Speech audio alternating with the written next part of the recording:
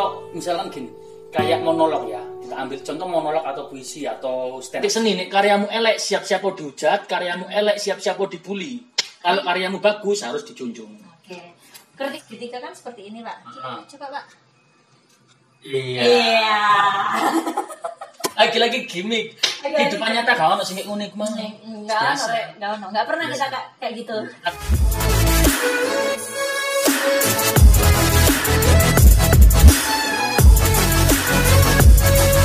Invent, and it's only a percent. I'm gonna take shots. If I miss all, forget it. I'll take a fat loss just to learn all that's in it. I'm taking snapshots, learning how to fall and get it. I'm getting back. Jumpa lagi di channel kita Queen Lab Studio. Sik, tak ambil lambi sih aku. Ya, cek rapi. Ya walaupun kostumnya kelihatan sama kayak yang kemarin ya. Tapi ya nggak sama. Soalnya kita punya banyak di sini ya. Baju sih ini klambi ini pakai. Lagi-lagi gimmick ya. Lagi-lagi gimmick. Perlu kita gimmick. Kalau kemarin kita membahas tentang seni drama. Ya. Cuman sekarang yang agak berbeda angle kita, cara pengambilan kamera ya. Kalau kita koreksi kemarin ya, itu saya kepotong ya kan. Wah, waktu dengar sih kok gak enak ya, maklum. Karena studionya juga studio di rumah, tempatnya kecil. Ya doakan saja kita berdua setelah mengedukasi banyak bisa mempunyai tempat rumah yang lebih besar. Amin, ya. Amin ya Allah. Di klaster, amin. Di klaster agar kita bisa selalu mengedukasi kalian dengan tampilan yang lebih bagus, lebih estetik, lebih eksklusif, lebih dinamis. Keren pokoknya. Salah. Ya.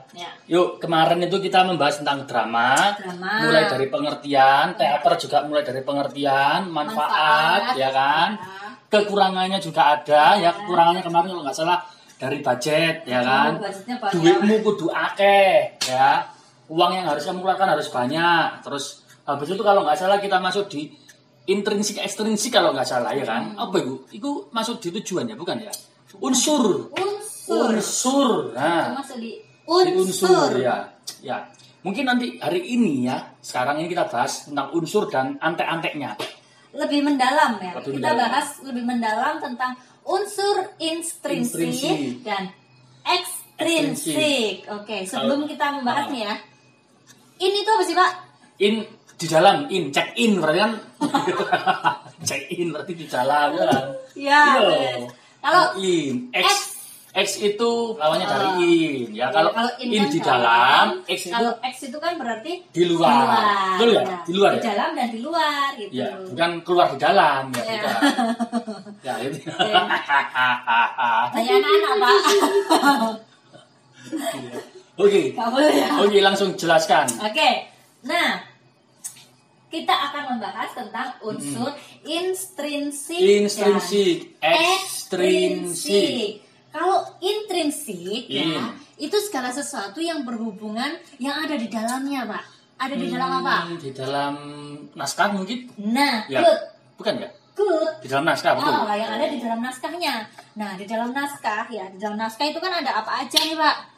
Nah, ada judulnya. Nah, judul misalkan ya. Pengen cari naskah apa kan pasti kan carinya kan cari judul ya. Terus apa lagi setelah judul? Terus setelah judul itu ada apa lagi, Pak? Kira-kira? Apa ya? Judul ya. Berapa sih? Apa ya? Ini omong. Jadi settingan ya. Biar dia kalau saya kasih pertanyaan. Cek pintar. Iya. Lagi gimmick lah, gimmick kalian pandai-pandainya gimmick. Di dalam kehidupan sehari-hari pun harus gimmick. Iya. Gitu ya. Supaya kelihatan harmonis terus sampai tonggo-tonggomu gitu ya. Ya, apa? Intrinsik apa sih selain naskah? Di dalam naskah terus apa nih? Nah, di dalam naskah itu kan tadi kan sudah saya sebutkan. Ada judul, terus ada apa? Ada tema. Terus ada alur, ada latar, ada penokohan, ada dialog. Iya kan? Wih, keren aku. Apa bisa menyebutkan ya? Bisa menyebutkan. Ada semua di situ ya.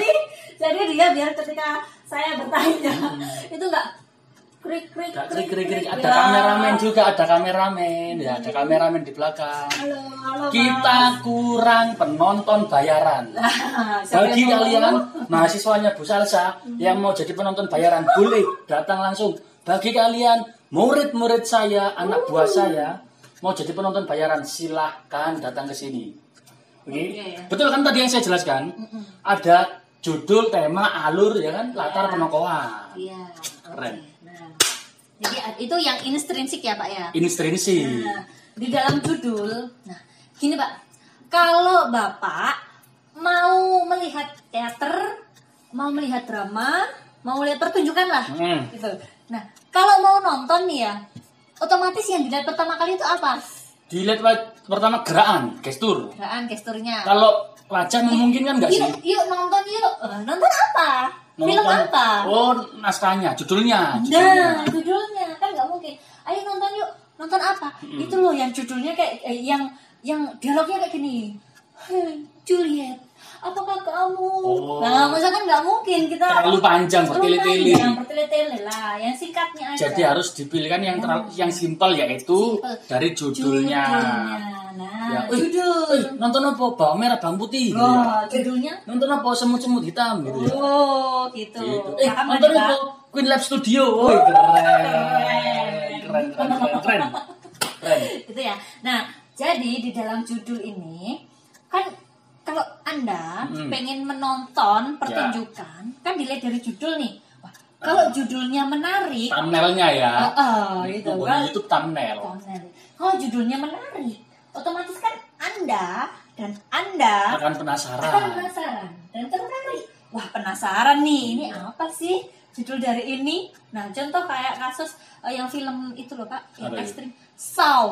Oh, Saw. Oh, enggak? Oh iya, yang kayak pembunuhan. Nah, itu kan kita kan nggak tahu itu judulnya nggak tahu filmnya apa kan. Cuma kan ada dari judulnya. Nah, terus akhirnya kita kepo, searching di Google, ya kan, apa sih? Jadi kalian kalau ingin membuat salah satu pementasan drama atau teater, itu harus membuat judulnya yang menarik. Oh iya, kayak judul yang pernah waktu kamu jadi sutradaranya, Sang Pelacur. Sang Pelacur sailingku ya, bener ya? Sailingku ngono. Kamu pernah naskahnya orang. Iya, naskah orang yang kamu sutradarai, katakanlah ya. Jadi kamu waktu itu dulu pernah menyutradarai naskah Sang Pelacur. Nah, kalau kita nggak mau melihat apa sih isinya, kan pasti kita hanya melihat case-nya aja kan. Sang Pelacur berarti adegan intim dong gitu kan. Padahal enggak kan. Nah, padahal ceritanya itu membahas tentang kehidupan orang dia. Gitu loh. Kehidupan pelacur itu bagaimana, ya kan? Gitu. Di balik layar itu seperti apa? Kehidupan sehari-harinya. Menarik berarti ya. Iya, gitu. Terus judul juga itu mempunyai arti. Contoh nih, itu kan tadi kan pertunjukan saya yang realis. Iya, yang realis yang kamu sutradarai. Iya, terus saya juga membuat naskah. Saya yang buat naskah, saya sutradarai juga. Judulnya adalah Korka. Oh iya, Korka, yang waktu kamu jadi sutradara non realis, ya kan? Korka. Korban kapitalis. Wih, sangat jenenge korban kapitalis. Nah, kalau saya tulis korban kapitalis kan kurang greget ya. Kurang greget. Oh, alah ya. Ya segitu gitu loh. Apa sih kapitalis? Nah, tapi kalau misalkan Korka, kan orang kan apa sih Korka? Mencari-cari terus. Nah, kita cari di internet Korka, nggak ada yang namanya Korka itu. Nah, otomatis mau nggak mau mereka harus datang supaya tahu ya kan apa itu Korka. Iya. Nah, jadi gitu ya Pak ya. Ya. Kalau kita mau membuat judul sebuah pertunjukan itu yang menarik supaya orang atau audiens itu tertarik untuk menonton pertunjukan kita kayak gitu. Itu poin yang pertama, judul. Nah, kemudian yang kedua, unsur yang kedua itu adalah unsur tema. Contek dulu. Ada contekannya di situ disiapkan. Nah, tema ada ide dalam cerita. Ya nggak usah dibaca Pak. Okay. Oke, nah tema itu adalah idenya dalam cerita. Jadi misalkan ya, kayak Korka gitu ya. Korka kan korban kapitalis. Temanya tuh apa? Tentang kapitalisme kayak gitu. Terus kemudian kalau kita mau mementaskan tentang kehidupan yang apa namanya? Kerajaan kayak gitu. Itu temanya apa gitu kan? Ada tema-tema, ada temanya tentang pendidikan, percintaan. Terus kemudian, nah kita harus menentukan temanya nih supaya kita tidak keluar out of the box-nya, nggak keluar jalur nih Pak. Ya. Kalau di sepak bola kan kita jadi nggak offset. Ya, offset. Offset ya, offset gitu. Nah, kalau kita sudah menentukan temanya misalkan tentang apa? Percintaan. Ya sudah, kita membahas tentang itu gitu. Terus ada tema yang tentang politik. Ya kita sudah membahas tentang politik. Itu Pak. Jadi ada batasannya. Istilahnya tuh tema itu kayak pagernya lah. Ya ada case-nya. Ada case-nya. Kita nggak boleh keluar dari situ. Ya paham ya? Gitu. Idenya cerita itu apa? Itu tema. Sip. Kemudian alur. Yang ketiga itu ada alur. Ya. Alur itu adalah jalannya cerita. Nah, jalannya cerita itu gimana alurnya? Berarti ada alur maju, ada alur mundur. Good. Ada satu lagi. Maju mundur. Itu naik turun Pak. Maju tuh gini Pak. Mundur tuh gini Pak. Kira maju mundur ya Islah, ngono ya. Oke. Ada alur maju, ada alur mundur dan juga maju mundur. Terus maju mundur adalah apa ya maju? Nah, gitu. Nah, kita akan membahasnya nih. Nah, alur itu ada 3 macam, ada alur maju. Pak, kamu kok ngerepek terus sih, Pak? Ya, maklum lah. Soalnya drama ini banyak teori-teori itu yang harus dijelaskan, ya kan? Kalau di seni rupa kan lebih praktek dan praktek. Drama juga banyak praktek ya, Pak? Iya, tapi kan harus seimbang dengan apa ya? Harus seimbang dengan literasi yang perlu dibaca, terus kemudian observasi, ya kan? Berarti pinter aku ya? Ya, secara global memang drama itu lebih sulit, seni yang paling sulit. Karena dia nggak hanya menggunakan tubuh, tapi juga otak, gitu. Ya. Oke, fix ya, pinter aku ya berarti ya? Tapi lebih kreatif aku, ya, lebih kreatif. Kalah. Iyalah. Oke, ya. Nah, ada 3 alur ya, macamnya ada 3 alur. Alur maju, alur mundur, dan alur maju mundur. Mundur itu namanya alur campuran. Jangan disebutnya alur maju mundur gitu, kepanjangan. Sebut aja alur campuran. Nah di dalam alur ini kan kita pakai segitiga, Pak. Segitiga. Nah, segitiga. Coba tangannya segitiga, Pak. Segitiga, gini. Ya, segitiga. Dilihatin penonton, Pak. Ini segitiga. Segitiga kan seperti ini, Pak. Coba, Pak. Iya. Lagi-lagi gimmick. Kehidupan nyata gak ono sing ngene iku mah. Enggak pernah kita kayak gitu. Kon-konan, kon lah pokok ngono iku mau ya. Gitu ya. Kan lapo Apa kon endi ngono iku? Ya wong Surabaya. Ngono iku ta larek wong Surabaya. Padahal saya aslinya tuh orang Jogja ya. Iya. Terpengaruh orang Surabaya jadi kon-konan gitu. Oke lah, ya masuk lagi ya. Masuk konteks lagi. Jangan bleber, Pak. Alur maju. Nah, alur maju itu dari awalan sampai ke penyelesaian itu maju terus ceritanya, gitu. Ya. Maksudnya apa nih maju terus ceritanya? Nah, ada pengenalan dulu Pak di awal. Kita suguhkan. Kalau di musik kan ada intronya dulu nih. Ya, pertemuan. Pertemuannya gitu dulu itu gimana? Ending terus, perpisahan gitu ya. Nah, enggak selalu perpisahan, Pak. Harus ya. Endingnya kan ada sad ending dan happy ending. Oh iya. Sad ending, happy ending. Nah, gitu. Di alur ini ada segitiganya, Pak. Segitiga, ya. Ada segitiganya ya. Untuk di awal kalian imajinasi ya. Di sini ada segitiga. Itu ada pengenalan dulu. Pengenalan ya. Ya, setelah ada pengenalan kan otomatis kalau kita udah kenal lama pasti kan ada konflik ya. Nah, di situ muncullah konflik. Awal permulaan konfliknya itu seperti apa, gitu kan? Nah, setelah ada konfliknya muncul, baru ada komplikasinya. Nah, ada muncul lagi komplikasi lagi. Setelah itu ujungnya ini namanya klimaks. Klimaks, puncak pokoknya. Sesuatu yang di puncak itu klimaks. Itu pokoknya. Klimaks berarti sampai ya puncaknya kesenian ketika kamu sudah bisa merasa lega dan puas. Wah, keren. Klimaks. Nah, setelah kita mencapai klimaks nih ya, baru turun. Nah, turun lagi waktu ini nggak ngantuk gini, semua mundur meneh. Mari tuh klimaks. turun waduh wis loyo. Ya, sampai klimaks terus habis itu turun. Turun ke pelarian. Pelarian apa? Coba nyontek. Biar ya. bisa. Peleraian. Oh, peleraian. Kita ini pelarian.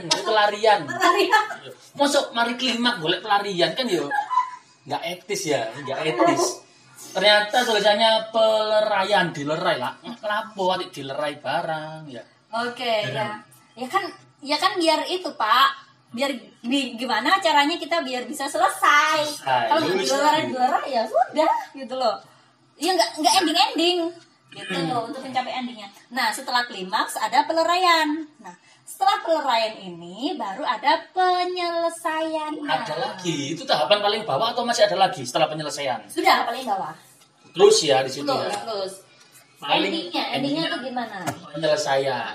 Jadi kita naik nih, kita ini lah, ini motornya lagi naik nih, pengenalan dulu, naik, baru kita ada ini apa namanya konflik. Naik lagi komplikasi sampai klimaks. Naik lagi klimaks, wow, baru gitu ada pelarian sampai calling down itu, udah menemukan bagaimana sih mau menemukan solusinya. Gitu. Wah, enak gitu ya. Seni itu enak gitu, maksudnya seni itu enak, aduh gitu ya. Terus habis itu endingnya baru penyelesaian. Penyesalan itu penyesalan dia. Penyelesaian. Penyelesaian bukan penyesalan lo ya, bukan penyesalan gitu ya. Penyelesaian. Nah, itu namanya alur maju. Ya, oke. Kalau kurang paham lagi kecepatan, kalimat dari kita kecepatan tinggal dimundurkan lagi aja. Iya. Ya, detik demi detiknya. Ditarik mundur ya. Detik demi detik mana bagian atau part menit yang kamu inginkan. Di pause. Oh, ya. Itu maksudnya sambil ditulis ya, sambil tulis. Lebih paham. Mumpung ilmunya gratis, tis. Oke. Habis itu alur maju sudah. Terus alur mundur. Ya, nah, di dalam alur mundur itu adalah kalau maju lawan katanya apa, Pak? Mundur. Nah, kalau maju tadi yang ditampilkan awalannya dulu ya. Perkenalannya dulu. Kita mengenalkan tokoh-tokohnya dulu lah ya. Gitu. Lah, akan tetapi kalau di alur mundur dibalik, betul. Dari penyelesaian, jangan awalnya penyelesaian dulu.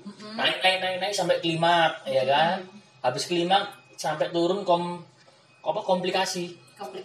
Ya, komplikasi, terus kemudian konflik, terus baru pengenalan. Ya tinggal dibalik aja. Yang awalnya kalau alur maju itu dari pengenalan, ya kan? Kalau yang alur mundur awalnya dari penyelesaian. Endingnya gimana? Jadi kalau ditampilkan di apa pementasan itu ya, misalkan nih ya, Cinderella ya. Cinderella kan awalnya kan kalau alur maju dia kan jadi babu dulu ya. Dia kan itu kehilangan ibunya, kehilangan putri raja Cinderella itu ya kan? Iya kan? Tapi yang kita lihat kan biasanya kan dia itu punya ayah dulu. Habis itu ibunya kan mati. Mati ibunya, terus habis itu dia nggak punya ayahnya pergi, terus habis itu dia baru disiksa. Ayahnya kan nikah lagi. Iya nikah lagi. Itu awal mulanya. Jadi itu awal mulanya sebuah apa? Sebuah cerita, konflik. Itu ya. Permulaannya tuh awalnya apa? Awal mula sebuah konflik itu bisa diawali dengan dia kehilangan ibunya. Ya kan? Setelah itu ayahnya nikah lagi. Dapat saudara tiri. Dapat saudara tiri dan ibu tiri. Di situ jahat. Terus dia jadi pembantu. Komplikasi. Konflik-konflik yang bermunculan terus itu namanya komplikasi. Itu terus kemudian berulang namanya komplikasi. Sama aja kayak penyakit. Saya batuk. Campuran. Ya. Saya batuk sama pilek. Batuk kolaborasi sampai pilek jadi batuk pilek. Komplikasi. Kolaborasi penyakit ya. Jadi nggak hanya seni. Perlu kalian ketahui, tidak hanya seni yang bisa komplikasi, tapi penyakit juga. Iyalah, komplikasi ada. Kalau dokter bilang penyakitnya ini komplikasi, Pak. Mungkin ada penyakitnya banyak. Harusnya tapi dokter jangan bilang penyakitnya komplikasi ya. Orang yang tertekan, artinya takut. Maaf, Bapak, Ibu, penyakitnya kolaborasi. Ini akhirnya kan orang euforia gitu ya. Euforia, woi, kolaborasi punya kita gitu ya. Iya, tapi itu Anda kan. Keren. Gitu ya. Jadi terus habis itu, nah setelah konflik itu ini bertumpukan, barulah klimaks, ya kan? Klimaks. Nah setelah ada klimaksnya kan dia kan akhirnya si Cinderella itu kan udah jadi babu, dia udah ditinggal ayahnya. Ada undangan pesta toh. Undangan pesta dari seorang raja. Nah di situ awal mula peleraiannya. Peleraian di situ. Awal mulanya muncul mau masuk dari klimaks nih. Ya. Dia jadi babu disiksa nih, terus habis itu turun lagi. Undangan tadi dapat. Terus habis itu nggak langsung ikut pesta toh. Dia ketemu Ibu Peri. Ibu Peri simsalabim abracadabra. Langsung jadi cantik, punya gaun, punya sepatu, punya apa namanya kuda kuda itu. Iya. Nah itu masuk ke dalam peleraiannya. Terus dia bertemu sama pangeran, dansa lah, ya kan? Itu mereka dansa. Terus habis itu endingnya penyelesaiannya mereka pangeran kan cari sepatunya tadi. Nah sepatunya tadi dicari, ketemu, akhirnya punyanya si Cinderella. Nah itu adalah penyelesaiannya. Jadi Cinderella akhirnya endingnya berjodoh dengan pangeran. Nah, kalau itu kan alur maju. Kalau alur mundurnya, film apa kira-kira? Alur mundur. Ya ini tadi aja Cinderella aja. Kan penonton kan sudah tahu alur majunya Cinderella gimana. Nah kita bahas alur mundurnya Cinderella. Jadi harus kalau alur mundur harus flashback dulu ya. Tampilkan awalnya, maksudnya tampilkan endingnya dulu. Endingnya ditampilkan, ditaruh di awal. Flashback dulu. Cinderella kita tampilkan si pangeran dan Cinderellanya ini menikah gitu, bahagia, bla bla bla bla bla. Terus habis itu setelah itu baru dia flashback. Ya, flashback ke belakang. Gimana kok Cinderella ini bisa nikah sama pangeran? Paham. Gitu. Kayak kamu tahu nggak film Titanic, ya kan? Titanic yang di film-filmkan itu, yang di film. Nah, itu juga bisa. Awalnya kan dia dari menceritakan tentang kapalnya tenggelam seperti apa, ya kan? Terus habis itu neneknya muncul, yang si Rose itu yang udah jadi nenek-nenek kan, muncul untuk pencarian kapal, ya kan? Baru setelah pencarian kapal di situ langsung ditunjukkan adegan-adegan atau momen-momen waktu itu, ya kan? Waktu masih muda. Benarkah itu alur mundur? Ya, bener gak sih? Terot, itu adalah alur campuran. Campuran tadi? Iyalah. Itu alur mundur. Itu. Sorry. Kalau alur mundur, endingnya tuh gimana, Pak? Gitu. Endingnya kita tampilkan dulu. Oh, alah. Gitu. Ya. Kalau di Titanic kan endingnya kan akhirnya kalungnya kan ketemu si nenek itu. Akhirnya kan endingnya kan si nenek itu tadi, si Rose yang sudah tua itu tadi, bahwa dia itu memang bener Rose.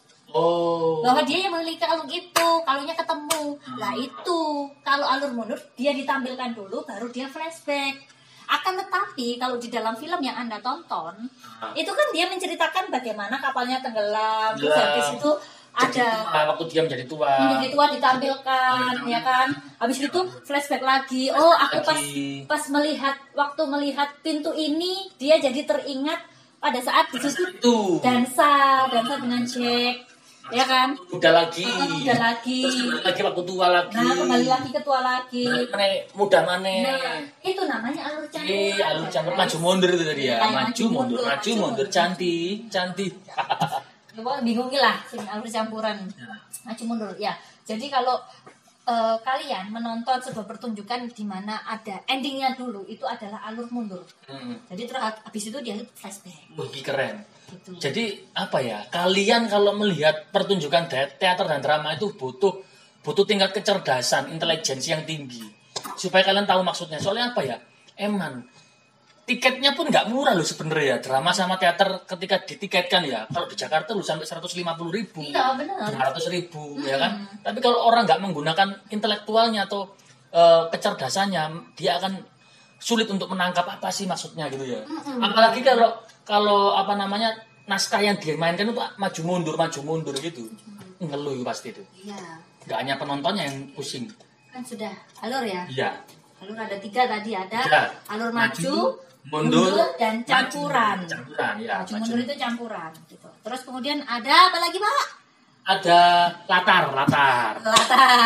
Terus latar. Ya kan? Latar itu apa, Pak?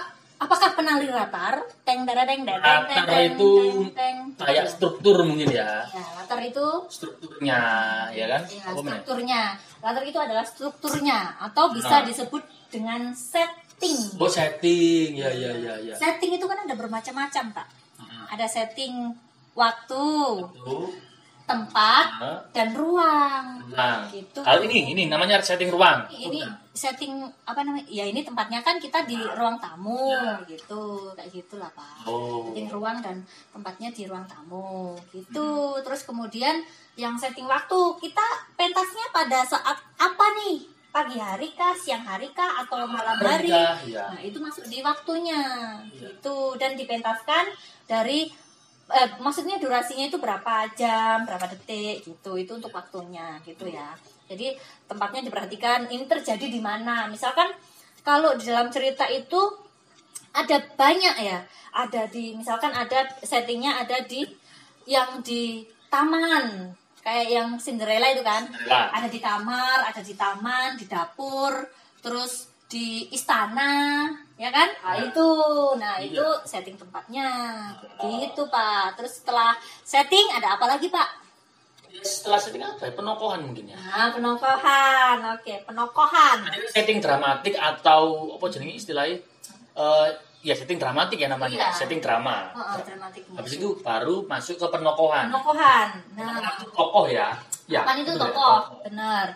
Nah, kalau penokohan itu kamu tuh sebagai apa gitu loh? Bukan dipta lagi. Kamu sebagai apa?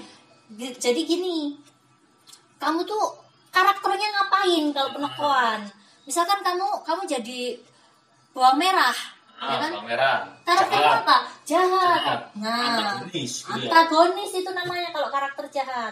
Kalau penokohanku jadi bawang putih, otomatis kan aku baik, gitu kan, lugu. Nah, penokohan itu ada di dalam apa badannya?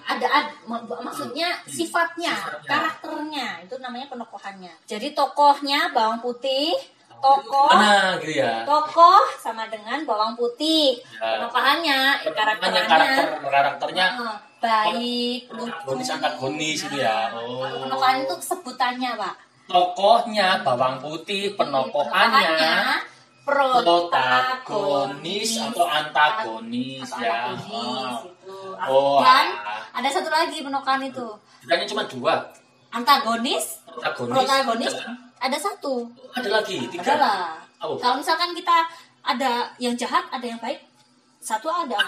Berarti ada yang jahat, ada yang baik, ada yang nggak jelas berarti. Ada yang nggak jelas. Penengah Pak. Penengah kan? Bukan yang jelas gitu ya. Kalau bahasa Inggrisnya satu apa Pak? Satu uno. One atau mono. Ya. Kalau dua. Ya kan aku kan ngomong ini Spanyol ya. Uno gitu ya. Uno, dos. Ya, dos. Terus kalau dua? Duo. Tu. Ya. Kalau tiga? Tri. Nah ini nih yang ketiga ini Pak, penengah. Tritagonis. Gitu. Antagonis, protagonis, tritagonis. Penengah. Contoh kalau tritagonis ayo ya apa? Kalau antagonis paham lah, semuanya juga paham. Oke, setuju ya. Antagonis semuanya paham. Protagonis pun semuanya juga paham. Oke. Tritagonis sih sing opo piye? Tritagonis itu adalah tokoh penengah. Nah, tritagonis itu Pak RT itu Pak RT. Bukan. Jadi dia itu lebih condong ke mana gitu. Dimana dia ada berasal dari antagonis atau berasal dari protagonis gitu. Gini, misalkan dari pihak antagonis, penengahnya dari pihak antagonis itu siapa? Kan bawang merah, pasti kan ada sosoknya dari bawang merah nih siapa? Misalkan Bu Dene bawang merah. Nah, bisa jadi gitu. Terus kalau dari sosok yang bawang putih itu siapa? Apa tritagonisnya penengahnya itu siapa? Bisa jadi ayahnya kah? Kayak gitu. Aku mikirnya gini, ada protagonis, ada antagonis, ya kan? Di tengah-tengah, misalnya ono Pak RT ini. dia bisa melerai kedua belah pihak. Aku mikirnya gitu, tritagonis, betul tak? Apa nggak kayak gitu? Bisa melerai. Yang melerai mereka, konflik mereka. Iya, tapi melerai konflik mereka. Ada yang lebih condong kemana? Melerai. Kan misalkan ya, ini kita bertengkar ya, kita dilerai. Nah, yang memisah itu lebih memihak siapa? Gitu loh, paham ya? Nah, lebih memihak, misalkan lebih memihak ke antagonis. Otomatis kan lebih membela kamu. Nah, di situlah. Nah, tritagonis ini bisa menjadi sebuah ujung tombak juga. Jadi kalau misalkan tritak penengahnya untuk bawang merah, otomatis kan kompor nih ya. Sebagai kompor, otomatis kan ada konflik lagi. Nambah konflik. Kalau gini misalkan ya, ada karakter orang yang dia itu ya nggak mihak sana nggak mihak sini, artinya dia mengadu domba, ya kan? Misalkan kayak misalkan ada orang ibu-ibu misalkan ya, dia bercerita ketika ketemu sama si A dia menjelek-jelekkan si B, ketika ketemu si B dia menjelek-jelekkan si A, itu masuk kategori apa? Itu tangga anja ya. Masa ya pokoknya nonggone tanggomu lah mesti ono sing ngono sih ya. Pasti ada ya kan. Itu. Dalam kehidupan sehari-harimu, kamu punya tetangga ya kan. Golek ono renungkan sekarang ya. Pasti ada kan yang dia kadang kalau ketemu dengan tokoh si A, dia menjelek-jelekkan si B ya kan.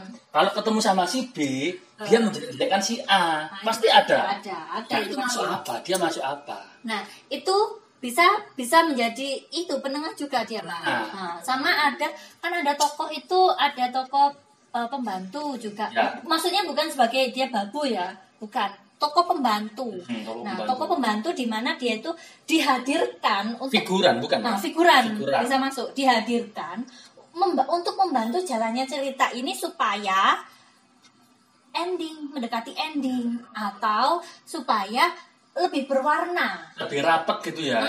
Lebih berwarna kan. Misalkan tokohnya kan, nah kayak gini, bawang putih, bawang merah, pangeran, ya kan, ibunya, terus habis itu saudaranya, kemudian ada siapa lagi, ayahnya, ya kan. Nah, tokoh pembantu ini siapa? Nah, kuda, hewan, itu bisa tokoh itu. Ada tokoh, nah tokoh itu nggak hanya orang aja ya. Benda atau apa hewan itu juga bisa. Ibu peri ya kan, ibu peri bisa. Ibu peri menjadi tokoh pembantu di situ. Iya, gitu. Atau ibu peri menjadi tokoh tritagonis. Karena dia lebih condong ke bawang putihnya. Fix ya, ibu peri masuk ke tritagonis, ya, gitu. Oke, udah itu tadi kan yang penokohan Pak ya. Terus setelah penokohan, tokoh kan pasti ada apanya ini Pak? Ada dialog. Ya kan? Dialog. Ada dialog. Nah, dialog itu adalah percakapan antara dua orang atau lebih. Itu. Maksimal nggak ada. Maksimal nggak ada sih. Pokoknya minimal dua orang. Bisa dikatakan dialog ketika dia ada percakapan. Timbal balik misalkan, hai kamu lagi ngapain? Ya, terus kamu lagi jawab. Ya, ini lagi syuting gitu ya. Ada yang bertanya dan ada yang menjawab, itu namanya dialog. Jadi minimal dilakukan oleh dua orang atau lebih. Minimal dua orang ya. Sampai sini paham ya? Paham. Dialog, udah itu aja. Itu masuk dalam unsur intrinsi. Oke, sudah. Sudah sampai situ aja intrinsi. Sampai situ aja. Nanti ekstrinsik ini bahas ekstrinsik. Sudah bisa bahas ekstrinsik ya. Oke, paham ya intrinsik ya, paham ya. Kalau udah paham, kita akan bahas tentang ekstrinsiknya nih. Ekstrinsik piye? Kalau intrinsik itu kan di dalam ya Pak, dalam naskahnya. Ya. Nah, kalau X kan berarti kan di luarnya, kebalikannya dalam kan luar. Nah, berarti bukan yang ada di dalam naskahnya, tapi yang di luarnya. Siapa? Ya pengarangnya itu tadi, penulisnya. Gitu. Jadi yang ekstrinsik itu membahas tentang latar belakang tentang pengarangnya gitu. Jadi misalkan nih, kan saya nih ya, saya menciptakan sebuah karya sastra. Tulisan di dalam belakang buku itu ya, cover buku. Kan ada misalkan bukunya Salsa, ada biografinya tentang Salsa. Iya. Pendidikan di mana? Dia lahir di mana? Namanya lengkapnya siapa? Itu masuk ekstrinsik. Ekstrinsik, itu kan latar belakang pengarang. Yang ada, kalau kalian tahu ya, yang ada di belakang buku itu Rek, sing ngureni buku ya. Ada biografinya penulis. Itu masuk ke ekstrinsik. Ya, terus ada juga yang di depan buku. Ya. Nah, itu kan ada hasil cetakan pertama, cetakan kedua, kayak gitu kan. Ya, paham kan? Ya. Nah, itu karyanya siapa? Itu masuk dari di ekstrinsiknya. Ekstrinsik. Gitu. Ya. Jadi dia tuh pernah menciptakan karya apa aja sih. Bestsellernya apa aja. Terus psikologi pengarang. Masuk ke ekstrinsik itu. Ekstrinsik, karena psikologi pengarang itu juga mempengaruhi hasil karya yang dia buat gitu. Misalkan nih, saya adalah seorang pengarang atau penulis ya. Saya menciptakan naskah drama banyak. Nah, kecenderungan saya ini membuat apa? Naskah yang seperti apa? Misalkan saya kecenderungannya membuat naskah tentang nasionalisme nih. Ya kan? Jiwa nasionalmu tinggi. Jiwa nasionalmu tinggi lah. Psikologisnya pengarang itu seperti itu. Jiwa nasionalmu tinggi, akhirnya kamu membuat cerita atau membuat naskah, membuat karya nggak jauh-jauh dari nasionalisme. Gitu. Oh, terus misalkan nih karya saya banyak saya ciptakan, misalkan banyak percintaan. Nah, ini saya suka selain mengarang tentang percintaan. Lah, psikologi saya tuh gimana gitu. Kalau di seni rupa mungkin gini ya, kalau akan pecinta kontemporer ya. Nah, pecinta kontemporer berarti apa yang saya buat apa yang saya buat kan berarti nggak jauh dari kontemporer kan. Karya-karyanya kontemporer, terus kemudian referensinya seniman-seniman kontemporer gitu ya berarti ya. Bisa jadi. Itu psikologisnya itu seperti apa? Jadi psikologis pengarangnya dia lebih suka apa yang dia sukai. Apa yang dia sukai tentang psikisnya dia. Tentang memasak, berarti dia membuat buku-buku tentang memasak. Gitu. Nah, itu masuk dalam psikologisnya juga. Ya. Misalkan si pengarang ini nih ada sisi lain, misalnya suka memasak nih. Nah, sisi lain dari seorang pengarang ini tuh muncul di sini di psikologisnya ini tadi. Terus kemudian yang ketiga itu adalah sosial budaya pengarang. Sosbud, istilahnya sosbud. Sosial budaya. Sosial budaya yang mempengaruhi dia sehingga terciptalah sebuah karya-karya yang dihasilkan. Itu. Jadi kita tuh nggak hanya membedah naskahnya aja. Gitu. Misalkan gini ya, Sidul anak Betawi, ya kan? Anak Betawi ya pasti ngerti kabeh, anak tahun 90-an, ya pasti tahu. Sidul anak Betawi itu kan termasuk sosbud apa bukan? Ya, sosial budayanya masuk kan ya, karena budaya Betawi dimasukkan, dipertontonkan, difilmkan ya kan? Ya, gitu. Sosial budaya, itu. Jadi pengarang ini ingin menyampaikan apa gitu loh, ada pesan-pesannya juga gitu, di situ masuk ke situ juga kayak gitu, paham ya? Paham, keren. Nggak susah kan? Nggak sih, gampang. Oke. Gampang ya, tinggal kalau kalian masih bingung tinggal dinikmati pelan-pelan sambil minum kopi, masak mie goreng ya kan? Kalau kurang jelas di pause, ditarik mundur lagi supaya kalian lebih pintar, lebih cerdas, oke? Ya. Ada lagi setelah dialog? Kan, unsur intrinsik, unsur ekstrinsik ya kan, intrinsik sampai di situ sudah habis. Ya sudah, itu aja. Jadi kali ini kita membahas tentang kita bedah lebih dalam lagi unsur intrinsik itu apa, ekstrinsik itu apa, macamnya itu apa aja. Nah, nanti berikutnya setelah kita membahas teori tentang itu, apalagi nih yang mau kita angkat? Wah, itu masih menjadi sebuah kejutan. Ya, saya juga ada kejutan untuk kalian semua tentang seni rupa. Nanti akan saya review karya yang bagus dan karya yang jelek gimana ya kan? Caranya gimana untuk mereview, caranya gimana untuk mengunboxing karya-karya yang bagus dan karya-karya yang jelek. Ya, karena memang di seni rupa juga gitu. Ada karya yang jelek dan juga ada karya yang bagus. Ya kan, enggak ono sing istilahnya sedengan. Lumayan, sedengan ya ada kalau menurut saya. Kalau di seni itu bagus ya bagus, jelek ya jelek. Istilah sedengan gitu nggak ada. Atas dasar kasihan itu, ya lumayan lah. Atas dasar sungkan, akhirnya timbul kalimat ya lumayan, nggak ada sebenarnya, nggak ada ya kan. Kayak Master Chef, tahu ya Master Chef? Ya. Chef Juna, nggak enak ya, memang nggak enak. Dibilang nggak enak, enak itu memang enak gitu. Masa itu juga karya seni. Karya seni. Itu kalau di drama juga gitu. Iya. Ya jelek, bagus ya bagus. Nah gitu ya. Jadi buat kalian yang baper, ya kan? Ya semuanya kayak gitu. Itu namanya masuk di dalam mata pelajaran atau mata kuliah kritik seni. Betul gak ya? Kritik seni nih, karyamu elek siap-siap dihujat, karyamu elek siap-siap dibully. Kalau karyamu bagus harus dijunjung. Oke. Kritik seni di dalam kritik itu juga harus ketika kita mengkritik ada solusi, memberikan solusi, memberikan sarannya. Solusi misalnya saya menjatuhkan karyamu karena karyamu jelek. Di satu sisi atau di sisi lain kamu harus bisa memberikan solusi untuk dia. Solusimu harusnya seperti ini loh supaya bagus. Biar nggak jelek gitu. Biar nggak jelek. Tapi ya gitu kembali lagi penilaian untuk seni ada 2 aja, bagus dan jelek. Tetap ditunggu materi-materi kita yang mengedukasi semuanya hanya di Queen Lab Studio. Tinggal kalian scroll, kalian pilih mana aja yang pengen kalian ketahui. Di situ ada semua. Dan doakan kita agar bisa semangat terus membuat konten. Ya. Next kita menghadirkan penonton ya. Bisa. Next selain menghadirkan penonton juga menghadirkan murid-muridku yang sudah di dunia seni sama murid-muridmu mahasiswamu yang sudah di dunia seni juga. Kita ajak ke sini ngobrol-ngobrol bareng ya kan, untuk memberikan kontribusi dan edukasi terhadap follower kita, viewer kita juga. Oke lah. Untuk closing statement dari kita. Oke. Jangan berhenti mengedukasi karena edukasi ada di Queen Lab Studio. Sekian dah. I'm grateful, oh yeah, able, oh yeah, I'm stable, oh yeah, no label.